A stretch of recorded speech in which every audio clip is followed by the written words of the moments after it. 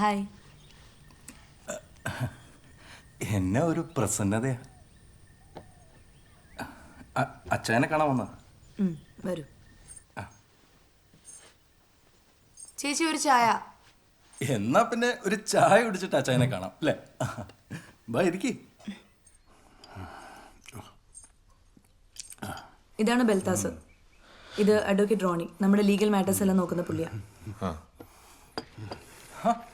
അച്ഛൻ നല്ല ഹാപ്പി ആണല്ലോ. നോക്കാൻ ഫുൾ ടൈം ആളല്ലേ, പിന്നെ എന്നാ പേടിക്കാനാ? ചുമ്മാ കിടന്നു കൊടുത്താ പോരെ? എന്താ ചേ മനസ്സിലായി? ഇവര് നന്നായി നോക്കുന്നുണ്ടെന്നല്ലേ?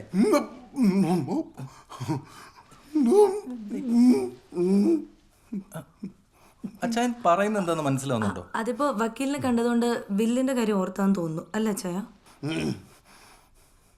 അത് അച്ചായൻ പറഞ്ഞ പോലെ തന്നെ റെഡിയാക്കിയിട്ടുണ്ട്. എല്ലാം സെലനിക്ക് കിട്ടും.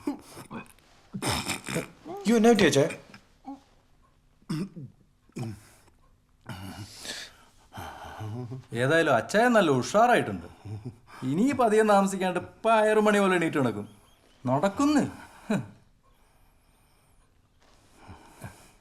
എന്നാ ഞാൻ ഇറങ്ങട്ടെ അച്ചായ?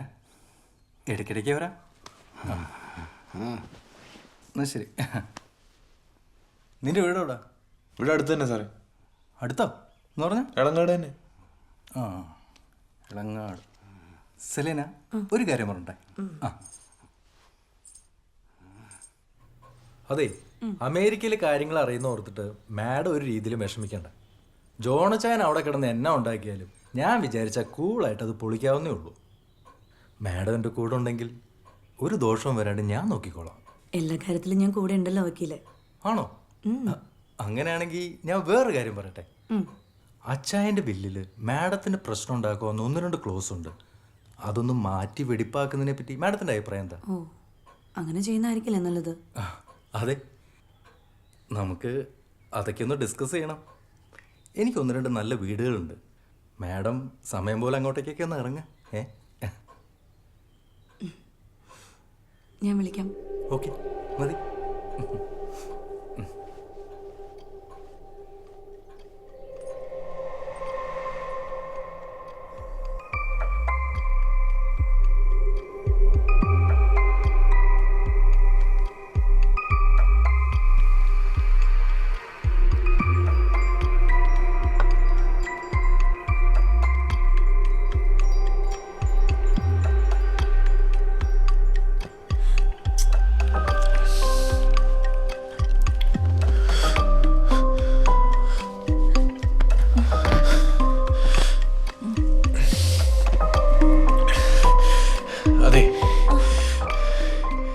എനിക്കൊരാളെ കൊല്ലാനൊന്നും പറ്റില്ല.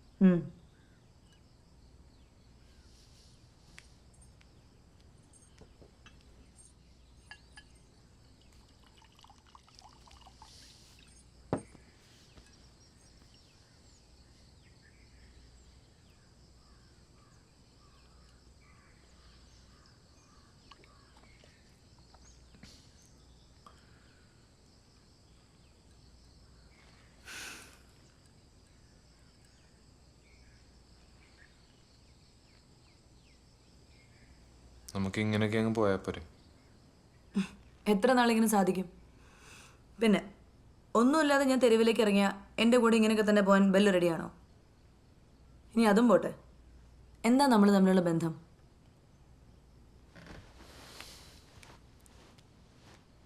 നിന്നെ എനിക്ക് ഒരുപാട് ഇഷ്ടമാണ്. പക്ഷെ അതിനു വേണ്ടി അച്ചായനെ കൊല്ലാനൊന്നും എന്നെ കൊണ്ട് പറ്റത്തില്ല. അതൊക്കെ സത്യം പറഞ്ഞ ഈ ബെല്ലിനെയാണ് എനിക്ക് കൂടുതൽ ഇഷ്ടമായത്. നാളൊരു കാലത്ത് സ്വത്തിന് വേണ്ടി നീ എന്നെ കൊല്ലില്ലെന്ന് ഉറപ്പായല്ലോ. അപ്പം നമ്മുടെ പ്ലാൻ മാറ്റുമല്ലേ? അതൊക്കെ നിന്റെ ടെൻഷൻ കണ്ടപ്പോഴേ ഞാൻ ഉപേക്ഷിച്ചു.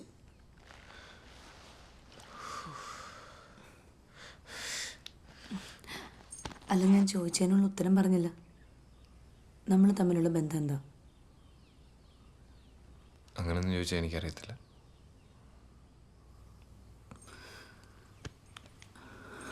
അതെ, എൻ്റെ നിവർത്തികേട് കൊണ്ട് ഞാൻ ഇങ്ങനെയൊക്കെ ആലോചിക്കുന്നതെന്ന് ബെല്ലിന് മനസ്സിലായില്ലേ? അച്ഛൻ്റെ വീട്ടുകാർ വന്ന് എന്നെ ഇവിടെ നിന്ന് ഇറക്കി വിടാതിരിക്കാനുള്ള എന്തെങ്കിലും ഒരു വഴി പറയൂ.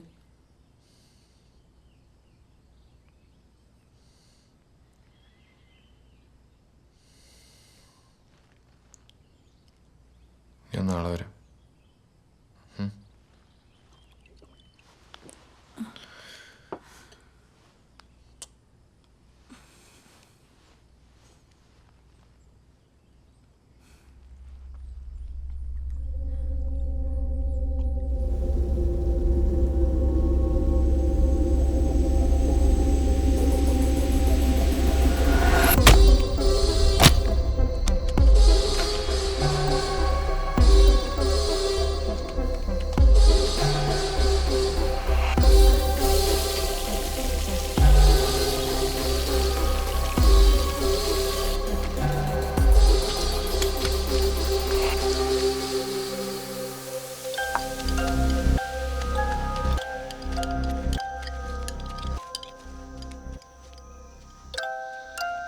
കഞ്ഞിയായില്ലേ?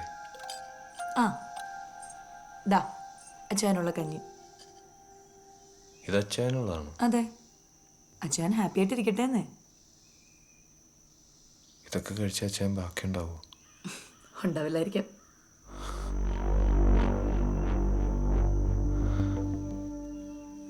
നമ്മൾ ഇന്നലെ പറഞ്ഞത് അങ്ങനല്ലേ? ഞാൻ ബെല്ലിനോട് ചോദിച്ചതല്ലേ വേറെ എന്തെങ്കിലും വഴിയുണ്ടോന്ന്.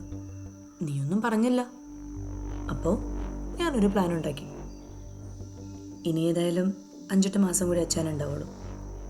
ഇതാവുമ്പോൾ ആരും അറിയാത്ത കാര്യങ്ങൾ കുറച്ച് നേരത്തേക്ക് ഇട്ടുമായിരിക്കും.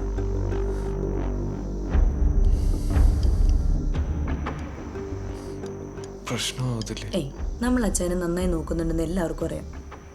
വക്കീലിനും അത് ബോധ്യപ്പെട്ടതല്ലേ. ഏയ്, അധികം ആലോചിക്കണ്ട. ചൂട് പോ, ചെല്ല്, കൊണ്ടു കൊടുക്ക. ചെല്ല്.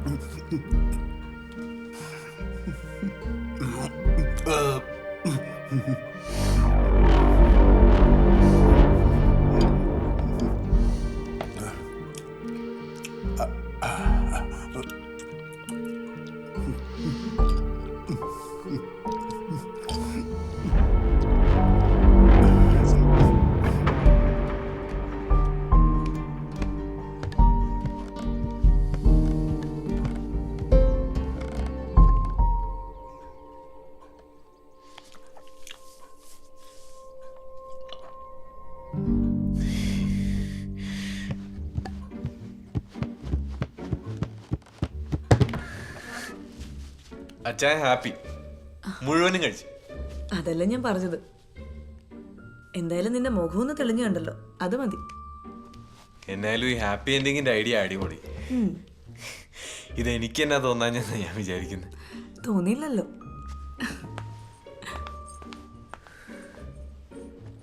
എങ്ങോട്ടാ?